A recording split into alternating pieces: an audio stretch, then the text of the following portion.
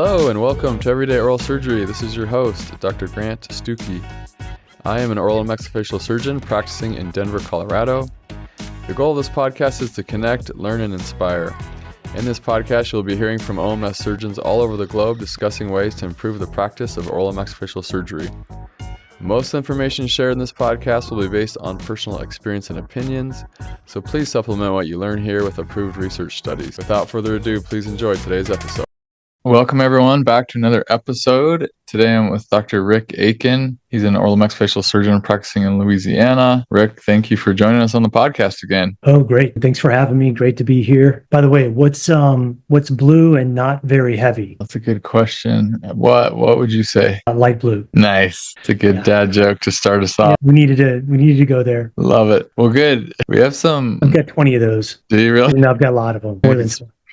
I can't remember time though, so the next one might be better. Okay. Sounds good. Well, this topic that we got today builds a little bit off our last topic. So let me introduce it a little bit. You know, when I was 19 years old, you know, I had just finished a year of college, and the church I belong to is a Christian church. We, right about that age, 18, 19, we generally do what we call a mission for our church. And for me, it was a 2-year service / teaching mission. And I was assigned to go to Bolivia, that's South America. And I mean, we're knocking on doors. We're trying to see how people are doing, share the gospel of Jesus Christ, and if anything, just figure out a way to help them. Sometimes it was just like helping them fix their house or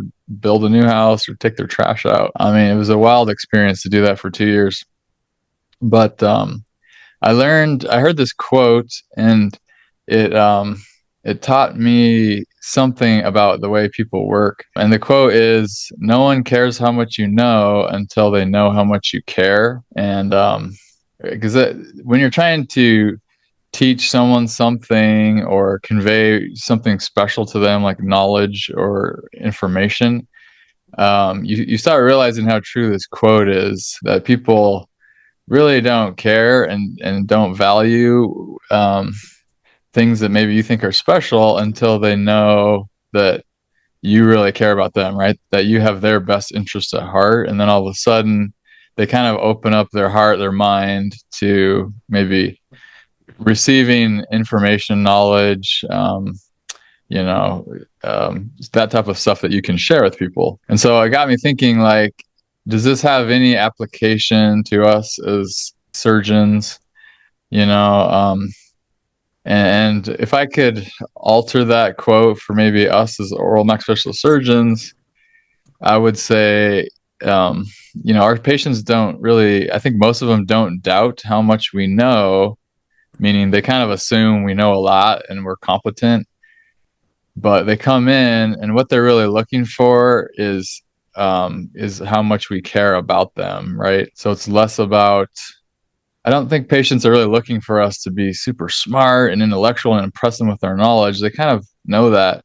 I think they want us, and they're looking for signs, desperately looking for signs that we care, just about them as a person. What are your thoughts on hearing this topic? I just go back to my own experiences with doctors, and I think that the ones that stand out the most are not the ones that, I'm not really worried too much about their credentials. I mean, I figured they've got the education, they have the credentials, I don't see, occasionally I guess people look at our credentials that are hanging in one of our console rooms or something, but in general, I think that's kind of, I don't know, maybe taken for granted. And I think that's probably a good thing, because there's maybe some inherent trust in still the doctor-patient dynamic that we've gone through rigorous training, and that we know what we're doing. The things that stand out for me when I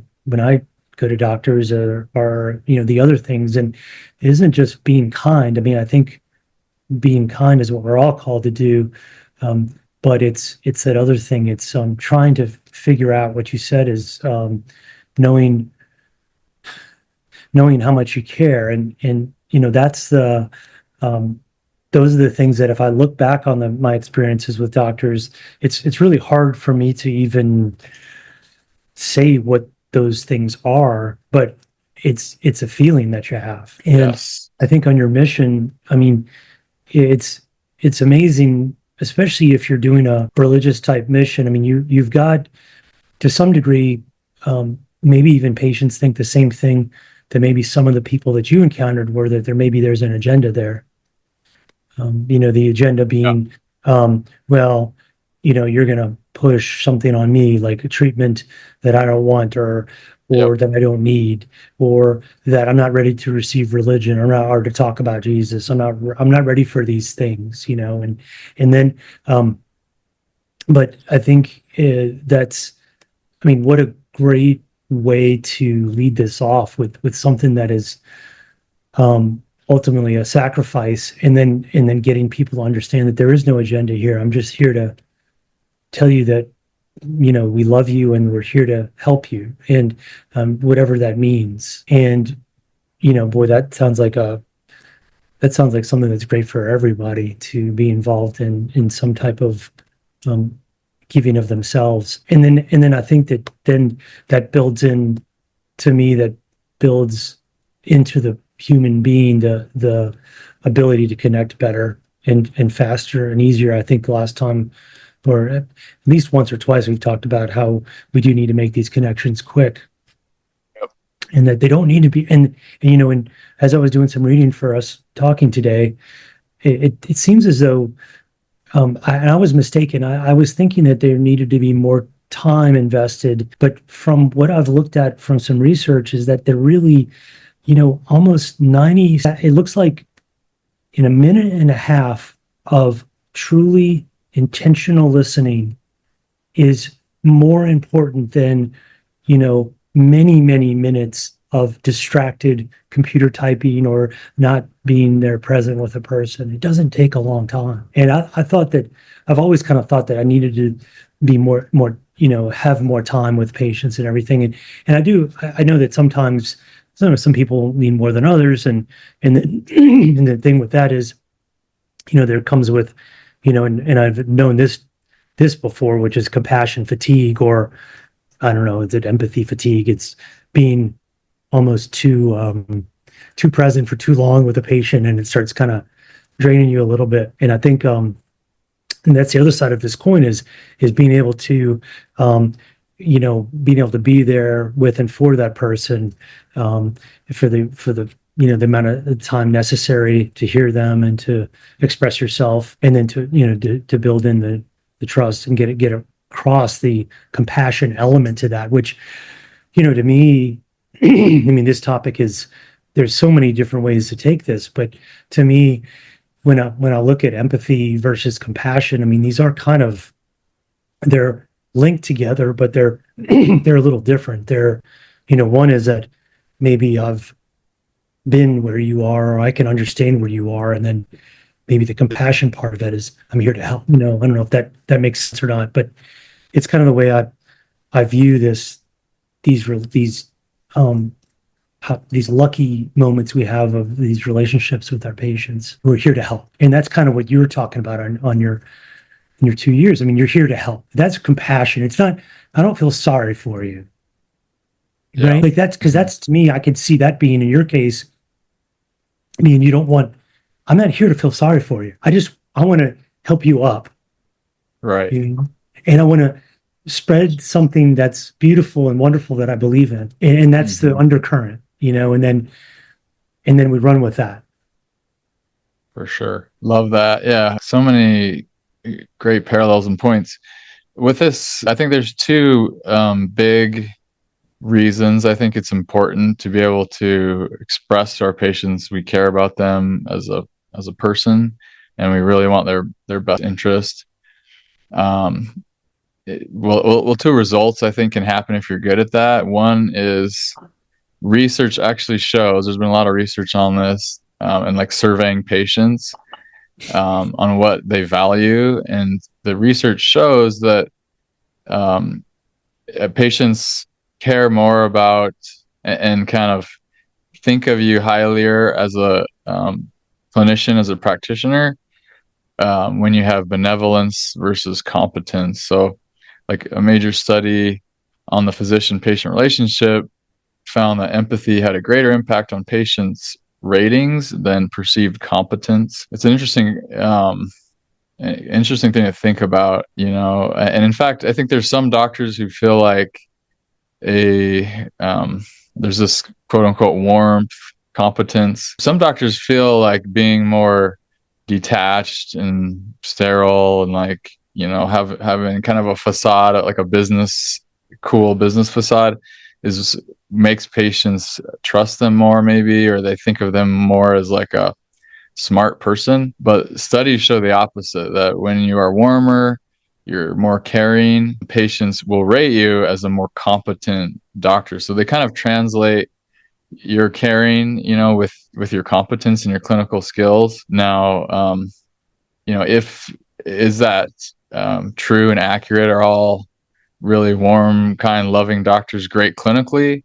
You know, who knows? But I'm just saying, this is the patient perception, right? Is that they think of you as a better clinician when you are more caring and benevolent, and they can sense, hey, this guy cares more than just, you know, the paycheck here. He really is trying to, or woman, you know, she's really trying to take care of me and give me the best treatment. What are your thoughts on this concept? I was looking at my notes here, and I made a note about this, and I didn't, I don't think I read this word anywhere. And I just thought of this word anti-empathy. And Mhm. what made me think of it is what you said is the surgeon, the overly confident surgeon, that bravado, Mhm. um, stands in the way of hearing or the deeper connection. For instance, if um, I think that there are some people that are very trusting and they are fine.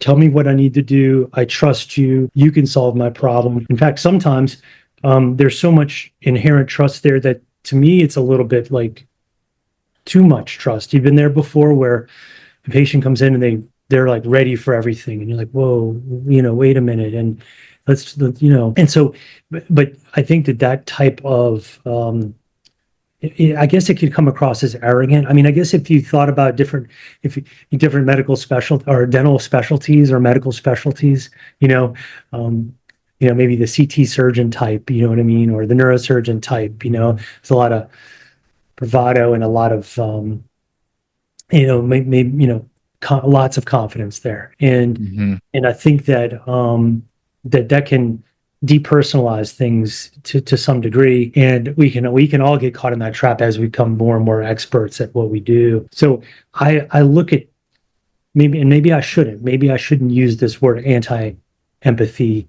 when I look at that type of healthcare delivery. But to me, if we bring up, I mean, everybody talks about burnout now, but this ties in perfectly to burnout, because I feel like that if I was more like that one way rather than being more connected, I feel like that I would have reached a burnout point sooner, because like you don't, I feel like that we don't need to have necessarily an outlet, like something that we have to go to find that connection to the world.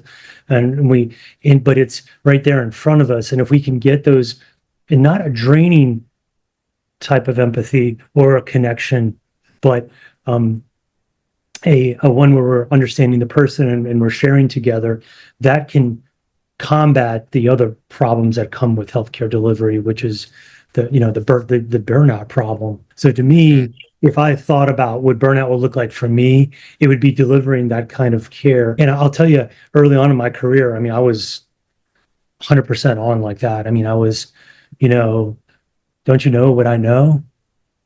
Yeah. Don't you realize how smart I am? Right. Yeah, I guess you must not get it, you know? And and that can lend itself to losing connection, all those things. You're just um I don't know, but so now, that I think that then that brings into something that we've talked about too, is gratitude. I mean, if you can get a patient to understand that you understand them, you want to help them, and that you're grateful for being there with them in those 90 seconds or whatever. I mean, that's it. I mean, that's all I can ask for. 90 Yeah. seconds, a few minutes. You're grateful for them, you want to help, and you have empathy. I mean, that's if you can, that's our calling. I feel like in any healthcare setting, and maybe in every setting there is, because those are the things we respond to. Yeah, for sure. The other kind of research point I thought was interesting was that research shows that patients um, who perceive their dentist as caring about them and their problems were shown to be more compliant with the like aftercare, with any task or recovery type stuff the surgeon and their team gave to the patient. It was interesting that they were more compliant when they felt like there was that personal connection there. So that's an interesting concept. There's this kind of new school value where patients um, kind of explicitly value dentists who move beyond the drill and fill, so to speak, and patients feel more respected when they're educated. They feel like when you're giving them options, explaining things, almost treating them as if they were another smart clinician, and you're explaining things and saying, here's what I would do, but you are in control of your oral health. Where do you want to go with this treatment? Patients just felt so much better about the relationship, felt better about the care that was being given, and then they were more compliant with aftercare. Have you noticed any of this in your own practice? I think so. I love telling patients that they're smart. I think you're smart, you're understanding, you came with information, and I love that you've done this research, whatever it is. Yeah. And I think patients come in with a little bit of Google shame sometimes, and to me, I'm like, I'm glad you're taking this time to think about these things. Because this is like, so to me, I want them to know that I appreciate that, and that they're part of this conversation. So I'll say, you obviously you're educated on this. You're a smart person, and just all the barriers go down, and then it's offering to like you said, you want to hear from them, and to me that's the best endpoint, is if they've done some Googling or some AI research on what's going on. It gives me, it's a great starting point. Yep. Exactly. So I guess the next question is kind of like, well, we've established that um, transmitting this fact that you care about your patients, their well-being, who they are, what they're going through is very important. How do you do that?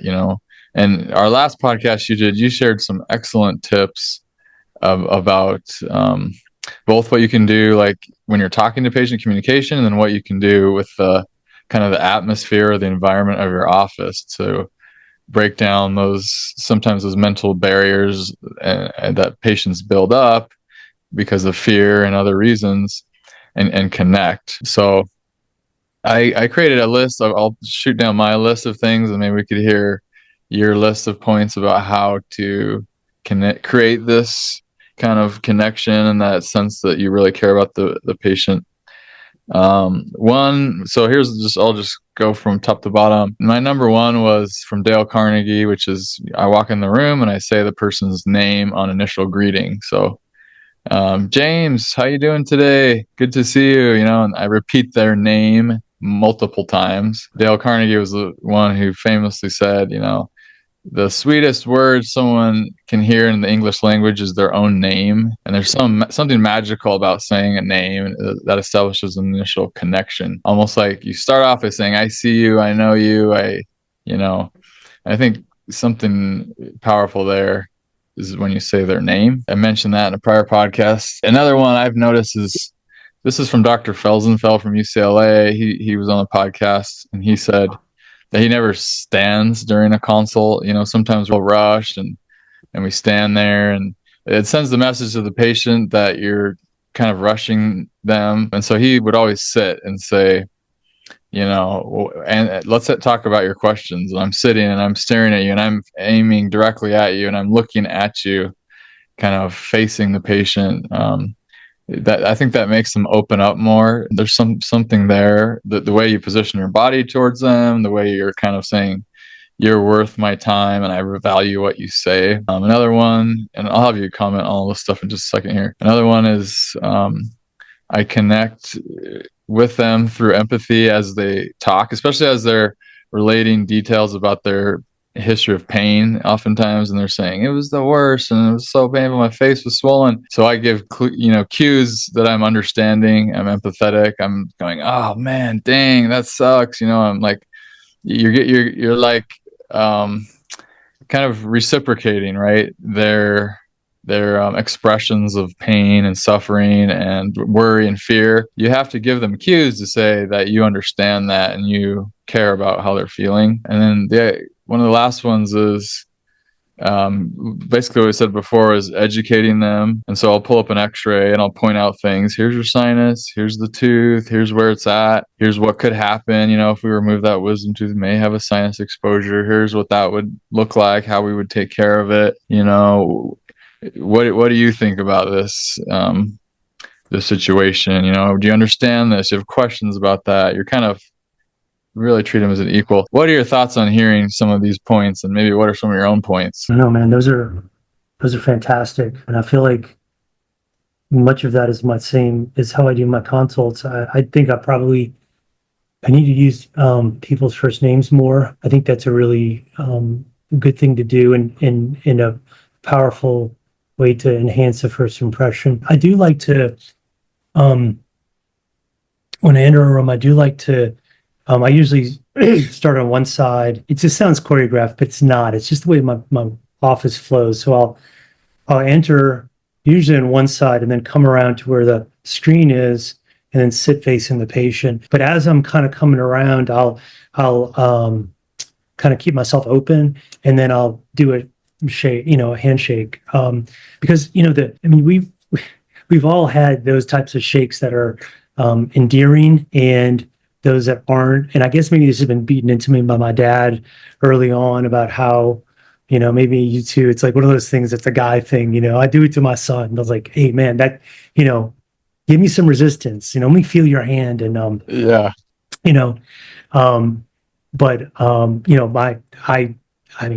I probably shouldn't be saying this, but I don't care anymore about anything. So I just share everything.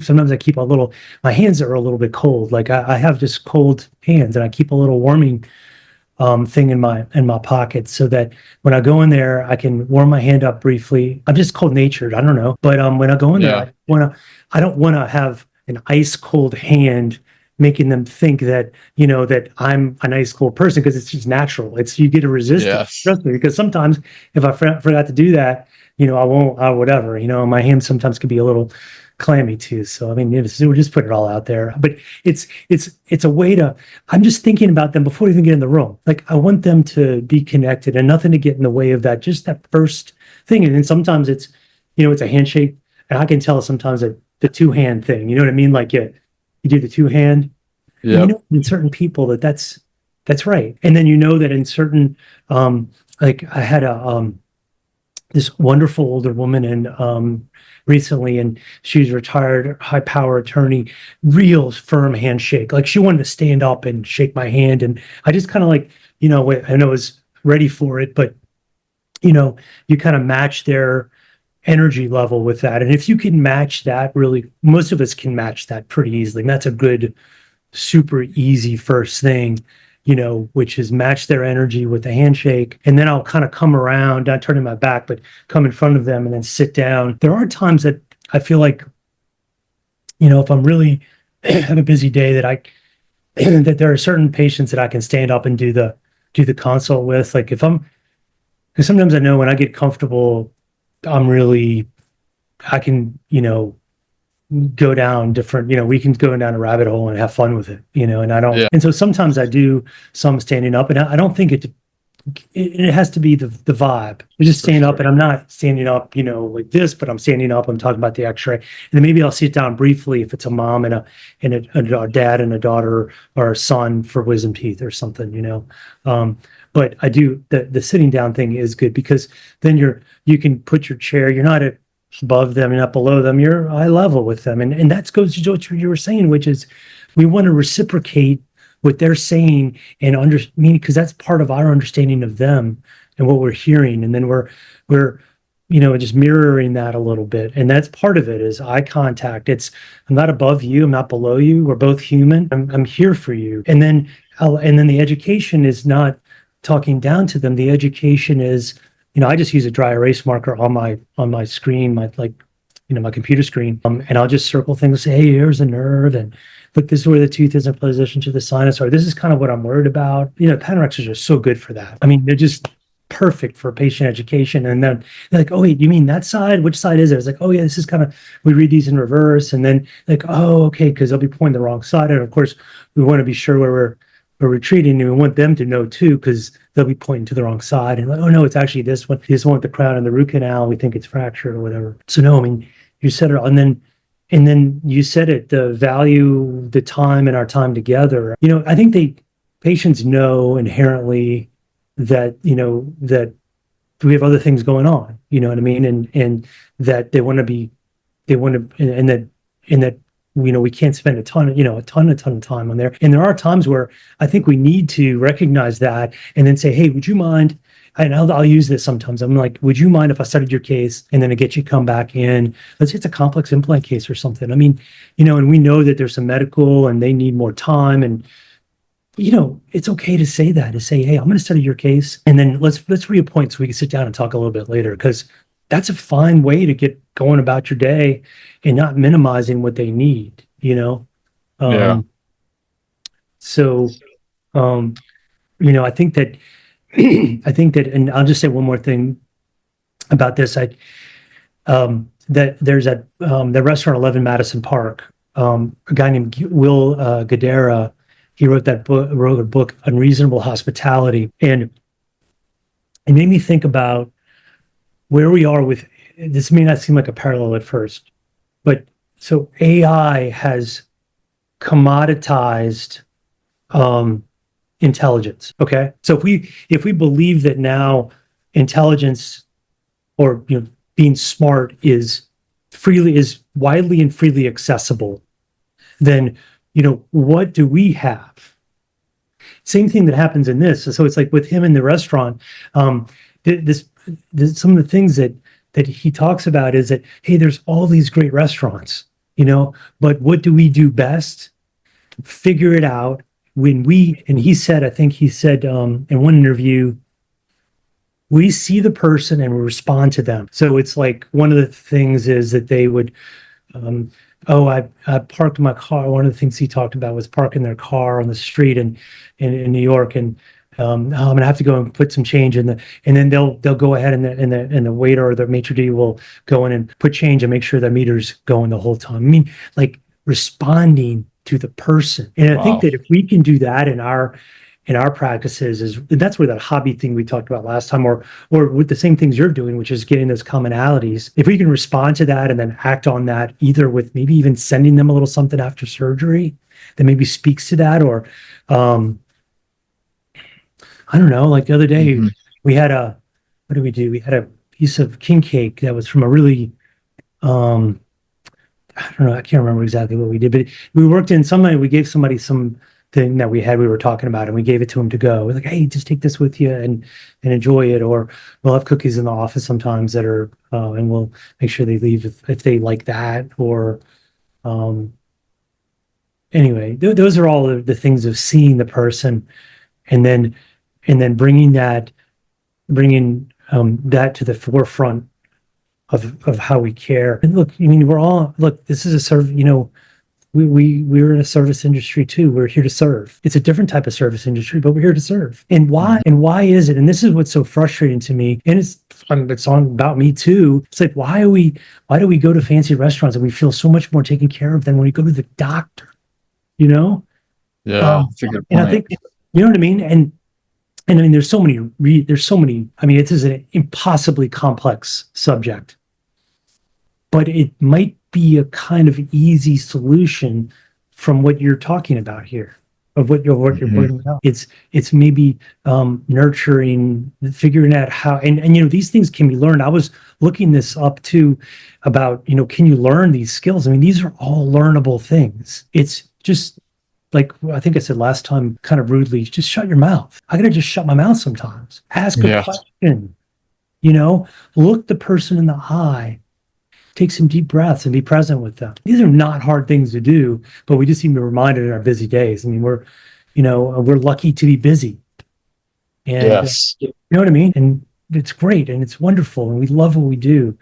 And we can take that time as well. We can be as good at that as the best restaurant. And now that does kind of come into play with how our staff interacts, and maybe we'll identify something that's important to the person as they come in, and then that needs to be transmitted through the organization, I think. And I don't want to not I don't want to forget to say this, but there's I would encourage everyone to watch. There's a YouTube video. I'll give you the link. It's a Cleveland clinic. It's got millions of views, and basically um, it's basically, guys, these thought bubbles, and it's showing what the patients, doctors, and caregivers are experiencing in that hospital setting, and because there's some music in the background that's ambient, powerful. Well, when I play this for the dental students, so I got a third year talking to professional development. Every year I'll do it with the third year students. When I look out there, first of all, by the end of it, I'm usually have tears in my eyes, and I notice there's always someone, one or two people with tears in their eyes, because something resonates with them about this. Because what you're doing is you're glimpsing into all these individual people's humanity. It is just an amazing way to express um, what people are seeing and feeling, and everyone, even like every person in the hospital. So I would really say that would be really fun for everybody to watch, and it's just thought provoking, really thought provoking. Well done. That's awesome. We'll put a link to that in our show notes for our listeners. But I like this point that you're bringing up. I especially like this contrast between, the caregiving at a really nice restaurant versus going to the doctors or the surgeons. I mean, I think about it from the patient or the client's point of view. If I'm going to the restaurant, I mean, I'm just going there to have some good food, right? Maybe I'm going because I want to socialize. But I mean, I go in feeling fine, right, and good. It's like it takes a lot for a restaurant to really mess up like the experience. Maybe spill hot coffee on my lap, like Kramer does in Seinfeld. But then you contrast that with the patient who's walking in to our office, who is oftentimes full of fear. Sometimes they're crying as they walk through the front door, very unsure of what's going to happen, right? It's sometimes they haven't slept in multiple days. They're so worried about the experience. And so if I'm looking at those two different people going into a facility to receive care, I would say, oh yeah, for sure, this person with the fear and the trepidation and concern about what's about to happen would benefit more from a tailored experience of people that are expressing concern and caring and what can we help you with. And um, yeah, I think you kind of point out that flaw, that's oftentimes not the case. And I think unfortunately in healthcare, I mean, this is a bigger issue, but we can kind of become desensitized and maybe to protect our own self just from all the fear that's surrounding us with patients every hour, just to kind of put on that face and almost like a shield you create and say, well, it's just another patient, another tooth, let's just get this going. Sometimes you kind of forget to really tune in and connect with each patient. The fear, the protective barrier has me thinking about the burnout problem, though. And I think that Yeah. maybe as you protect yourself more, um, I don't know, I'm trying to think how to put this. There's got to be an eloquent way to do this, but it's like, okay, so I've protected myself all day.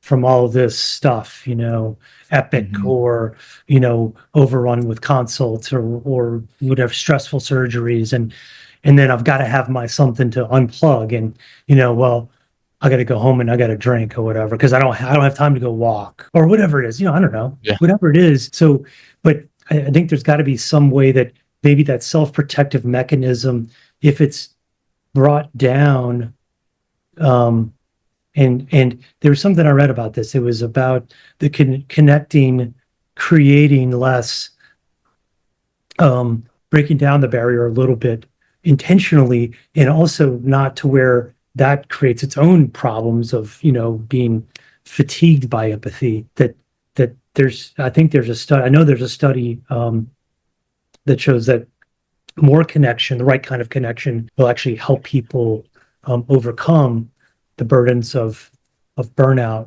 Because I mean, I feel like that's probably, I mean, the worst place you can be. I mean, I've had it in my life. I mean, there's no worse place you can be than when you feel trapped and you're going to work and you don't feel like you're in control and all these things. And then, um, that stress mounts. You know what I mean? So anyway, I think,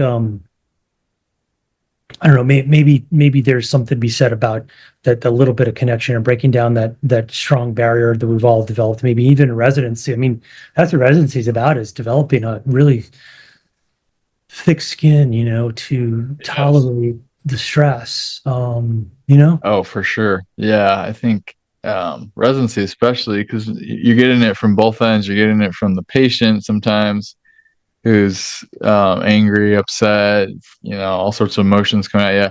And then you got an attending who's sometimes breathing down your neck, giving you a hard time, or a chief resident. So yeah, unfortunately, I think the way many residencies are structured, it kind of almost creates a practitioner that is just constantly has this barrier up their shield and is like, I don't want to say a robot, but definitely tuned down with the emotions and the connection with people, because it's like almost like all they can do to survive each day over and over is to shut down the feelings. I mean, so how do you do that? How do you become a caring, empathetic provider, connect with your patients, but not end each day with like ultra high stress levels? How do you do that? For me, I mean, I love to hear how you do it, but I mean, for me, it's having to limit my schedule and change the way that I scheduled. Yeah. That's been the biggest thing, because I need to be aware of my energy level. And I mean, I still have many days I'm exhausted, you know, um, but it's the structure of my days and how I've structured them has helped me reduce that. And I still work 5 days a week, but my days taper to, less and less hours, and that worked really well for me. And I do Hmm. enjoy going to work, so I like going 5 days. But Fridays are much shorter than Mondays. Yeah. Or Mondays and Tuesdays are the same, and then each day is shorter thereafter. It's good. I feel like it's good for my staff. I feel like they respond well to that, to get enough early, and I know I do, and I need it. So that's one thing. And then, I guess really the to the point of your question is that there's an art to what we do. So there's our overarching scientific and our abilities to operate and to diagnose, but the art part of this is the connection to the patients, but also how we, control our own energy. That's the art. We got to figure that out for ourselves. Because I Hmm. know people that it seems like they have endless energy. Yeah. You know what I mean? Like my Hmm. dad, when he was in practice, I mean, that he all day long, and he could connect real easy, and he would go all day. He did surgeries in the morning and the afternoon, consults in between, all day every day for 40 something years. I mean, it Wow. just never seemed he ever, had low energy. And I was, when he got into his 70s, there was less, but still, he loved that type of practice. And I knew that. I mean, so when I started, when I was on my own, when I got on my own, I mean, I had to change that. It took me, I had to change that to a approach for me without me feeling like I was weak, whatever, Right. you know. But I think it's defining, maybe it's defining your end goal with this whole thing. which is ultimately what we're doing with our lives, which is, what Hmm. is your end goal here? Okay. Is it, and none of the things are bad, is it, you made me think about how autonomy is so important for me. And when you think about residency, and what was, I think, so stressful about residency to me was the complete lack of that, because we are beholden to rounds and other residents, senior residents, and then staff doctors. And maybe we don't get to make our own decisions. And maybe we do make a decision. It's the wrong decision. So we have like so little, some programs have better autonomy than others, but sometimes there's always somebody looking over your shoulder, and that's very stressful. Yeah.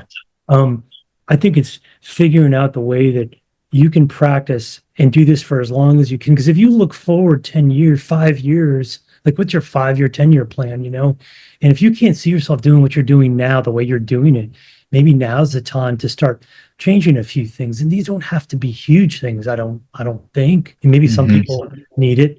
Maybe some people don't. They just need some little, I think most of us just need little minor changes in how we schedule, what we schedule, and that kind of thing, potentially. So what about you? I mean, what have you found that's been effective for you keeping your energy levels up and enjoying it? I think similar to what you're saying, one big part is the schedule. Like I work a lot shorter days, fewer patients in those hours. I feel like my emotional daily levels, stress level is tied to the team as well. So, anything I can do to start the day out with a positive connection with my team, um, an inspirational quote, like good feelings during the day, complimenting people, joking. If we're a good team and we're all solid together, that certainly decreases my stress level. But I find that when I am connecting and taking time and caring and having meaningful conversations with patients, like my stress level is low and I feel good, right? You feel like you're making a difference, you're connecting, um, and people feel that. Whereas if it's a busy slam schedule, you're going as fast as you can between patient to patient, and it's not much time really to connect. And it's kind of like, any questions before we do this? You're kind of have your assistants doing all the talking. You show up, hey, all right, any other things? And it's a minute or less, and then to take a tooth out or put an implant in. That is when my stress level is up higher. I think for some reason it's less connection. It's more of a treating patients like a conveyor belt type thing. And then I think there's a lot of outside of work stuff that can keep your stress levels low. Anything like that you can do to give back. I think even doing this podcast, having meaningful conversations with you, makes the work itself more meaningful. Of course, family time, going to church, giving a spiritual connection, all that stuff plays into it. But I mean, it's no joke. I mean, this is a whole other topic, and we've had some episodes on this, but burnout is real. And, just especially in the way our economy is going with, higher volume, cheaper rates, that pressure to squeeze a clinician into seeing more people quicker is definitely boosting up stress levels and burnout. So yeah, something I think we're all very much aware of now. I think a lot. I mean, I've heard many guests on the podcast, even world-renowned surgeons, say that they, have a therapist that they are really careful about. Some have a life coach. They're very cognizant of anxiety and burnout. One Yeah, I thing, yeah, met with go my ahead. met with my coach today, actually this morning. Did you? Yeah, I mean, we gotta. It just we need to talk to people. Yeah, We need to have a mentor. We need to have. And I think of. I mean, I've sought them out. I think I've always wanted someone like that in my life. And you know what? You got to pay for it.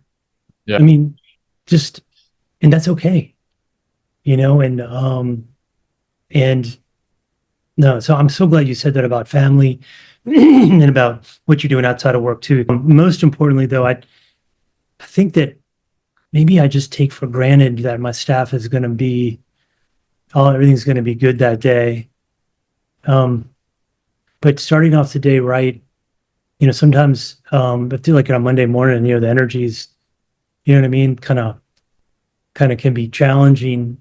Yep. But when there's staff stress, that is, man, that will just wick all enjoyment out of things because, For some of sure. the things are right. They're not, you can't fix them and you want to, and you're not supposed to, but you're the leader and they look, and I don't know. I think that and then comes into how we delegate and how we, um, and, um, I don't know how we interact with our team, and maybe we maybe we can coach them a little bit, through our behavior too. So Yeah. family, yeah, I mean, being, and you said it, I mean, connecting at church, giving your time. I just started going to there's a dental clinic at the dental with the dental school for the homeless in New Orleans, and I've only been a couple of times, and I've done some other volunteer work, and I really like if I can.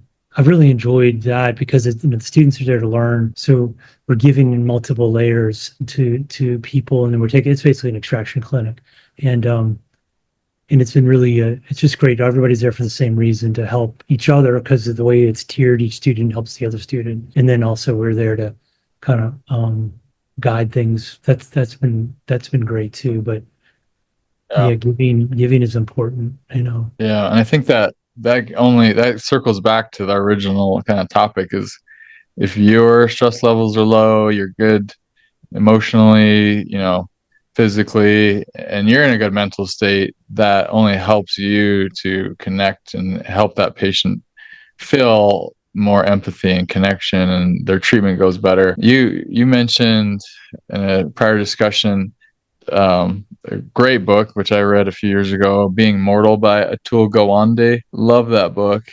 And I feel like that book, um, for those who haven't read it, highly recommend it. He's got several great books, but that one kind of hits at this point of how he argues that modern medicine, while it's becoming like so great at extending life, it often fails patients like at the end, especially of their life, he noticed, by turning age and dying into a medical problem rather than focusing on quality of life and well-being. And so oftentimes it's like, yeah, we're making these patients or live longer and longer, and we take great pride in all these new medicines and treatments, but when you step back and say, what is the quality of life we're giving them, is that actually better? Are they living high quality months, or is it longer time but much more a poorer quality? Than it's another route we could have gone with them that maybe would have given them shorter time but more rich time, I guess you could say. What are your thoughts on that? I've got many, and I think that a lot of it has to do with our fix it type mentality that I have, we all have. These are things we can fix now. We're our country and all these things we can do. This is the way that we are. Um, we're and so death and dying becomes something that is, I mean, and even we just can't take the economics out of it either. I mean, nursing homes and all these things, and there's economics in all of this. And then there's also the component of, how do we care, and do we, do we care for, are our elders really elders, or are they, or are we just, does it become a point in time where after you've become productive in your life, you know, you're forgotten. And then, so like on those extremes of life, where is life most important, or is it only when you're productive and young and healthy? And then in the book, he talks about how, his father, and they do, and he talks about being from India, and how, their parents didn't have to worry about where it was going to happen when they got older. Their family's going to take care of them. They were going to Yeah. be an integral part of their continued part of their life. In the book, he has some graphs, and it's like, it used to be that, so you live your life, you're going along, and then death, and Yeah. then one of them in there is kind of like, well, we get worse and worse quality of life, but more and more years to decline, You know what I mean? And then what comes with that is more and more expense too, right? I mean, huge Yeah. amounts of expense because we're fighting the inevitability. So maybe it's that, and I've read this before, our culture is not good with, I mean, maybe not, I don't know, I can only speak to our culture, but we're just not good with death, you know, Hmm. or those final decisions, to be made. And because it's there's always another option, right? There's always something we can do. And there's no judgment there. I mean, of course you want for your loved ones, for them to be with you as long as you can, and, but then that, there's a burden that comes with that. And the burden, or what comes of that sometimes is a very poor quality of life, and more, problems to solve down the line. So, um, I don't know. Yeah. That's a profound question. Um, and I don't know. Yeah, because we all think we're going to be living longer and longer, but at what cost is that going to be? And so, um, you know, For sure. quality, quantity. Yeah, it makes me think of my own grandmother years ago, who is kind of extended time through medicine, but like she personally was like praying each day that she would just die. She wanted to die for like years, you know. And the doctors, of course, wouldn't let her. She would say that to them, and they'd just like disregard what she was saying and just go, "No, take these medicines. Open your mouth, take these Right, pills. You're right, gonna right. keep on living." Like at some point, you scratch your head and you're like, "I mean, what are we doing here? And Hmm. why?" Um, one, why does my grandmother want to die? And two, how come we're not letting her do what she wants to do? It was kind of comical, and we would joke about it to some degree. But How old was she when she died? I think she was 80. I want to say 86, 87. Okay. Yeah. But Just let me go. I'm ready. yes, Like, you don't want to be saying that when you're 70 and then live to your 86. That can get old. People don't want to hear that. I mean, doctors don't want to hear that. Just like sometimes we don't want to hear, let's talk about our patients. We don't want to hear that you don't want your teeth. right, I want to hear that when you're 60 and then you don't want your teeth. Do you know that what comes with that? There's bad things that come with yes, that, and it's quality of life. And don't you want yeah, to go to Memphis and eat barbecue? Don't you want to have some ribs or whatever? I mean, there's some things you're not thinking about here. But then yeah, again, patients have autonomy. But of course, that gets to the whole thing of what are we really? Are we in the healthcare business? Are we in the tooth business? Or in the people? What business are we really in? And yes, that's a totally it's another topic, but it's also it gets to your point, which is that um most as a doctor we're ready to fix. We're not ever ready to really give up, so. yep. Well, gosh, I feel like there's like 10 different types of podcasts that I've been thinking about. Other episodes we could do as a shoot off branch from this episode. But I think Mhm. this is a good start. Hopefully, a good springboard for our listeners to think about. I like that final thought you just had there. Is like the question of what business am I in? What really am I striving for with my patients? What's my goal? How and how am I helping my patients really? Mhm. Because I think it's. I mean, I know this. I know you know this. Many of our guests have said this, but because the elephant in the room is like um, money, right? And like we're doing this to get paid for a service. But I've had so many guests on this podcast say, if you just treat the patient right, like you're treating a family member, and doing the best thing you could for that person, regardless of cost or anything. The ironic thing is that you earn more money in the end. Like people trust you more. And so it's almost like letting go of the worry of the cost and the money and, pushing people into treatments because you got to hit a production goal. Almost like letting go of that in the end circles back. And it's like, it appears like it makes you more money. In the end, I think we're all making so much money. We're in such a great profession for that I think fortunately a lot of us make enough to be able to let go and just focus on what's right and things happen. But I mean, Mhm. any final thoughts on that one? I mean, I've got a lot because, it also ties into the conversation, which is another separate one about insurance and how, excuse me, defined benefit plans we deal with, and then also sometimes medical insurance goes into ties into patients' expectations, and then you kind of muddies the way. It becomes a distraction from maybe what's best for the patient. So I ultimately would agree that, um, without a doubt, that we distancing ourselves from that, or not just doing the best we can, providing the best we can, and then taking out that other element, which is the that's the part of the relationship that becomes transactional. Yeah. If we just I mean, like, we transcend, let's transcend the transactional. It's unfortunate that the defined benefit programs, many times, or if we're with insurance companies, they're not, our PPOs, everything is transactional. So we've been taught to think transactionally Hmm. by the way that our healthcare is delivered, now. And, you know, that's a shame, Yeah. because if we can step aside from that, and I think in many times in dentistry we can step aside from that, and then make sure that, even though that their plan doesn't cover this, that maybe this is something to consider, and then saying that, with the right way, and can build value for that. And then also, we got to build value for our staff. If we're contracted with insurance and we're trying to do things maybe less insurance driven, the staff has to be on board too with that, because they got to understand that shift too, that you're not trying to push treatment on something they don't need because insurance doesn't cover it, or whatever it is. There's more, there's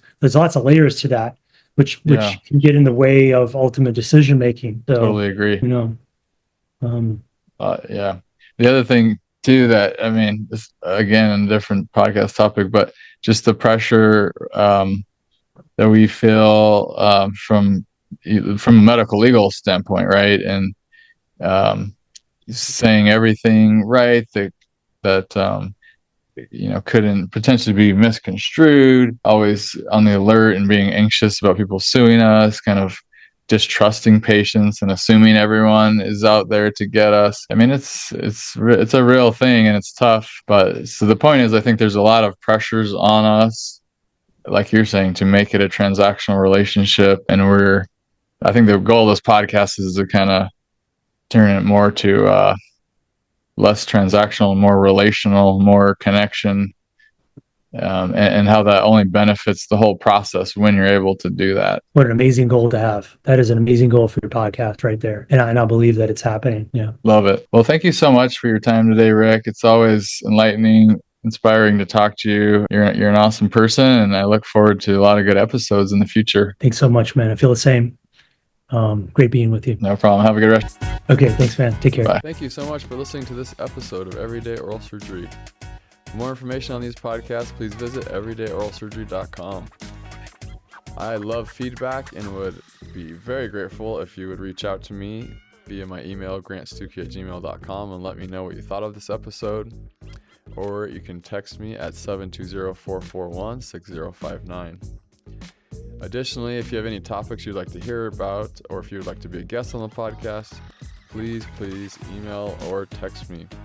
I found many of my interviewees through people who have been contacting me and have been listening, and I've gotten so many great ideas for more podcasts, and that's what helps keep the podcast rolling. So I really appreciate you making that extra effort and helping me out with feedback and knowing what to do next on the podcast.